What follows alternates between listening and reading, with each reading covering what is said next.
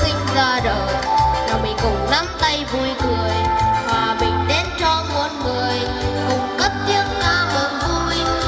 Ngày Giáng sinh an hòa, mừng hạnh phúc cho muôn nhà, từ thành phố hay đồng quê muốn ôi vang tiếng hát ca vang đời. Đêm Noel, ta hãy cùng vui lên.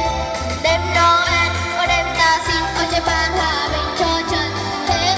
Đêm vang lên, chuông giáo được vang lên. Đêm Noel, ta hãy chúc nhau cùng cười.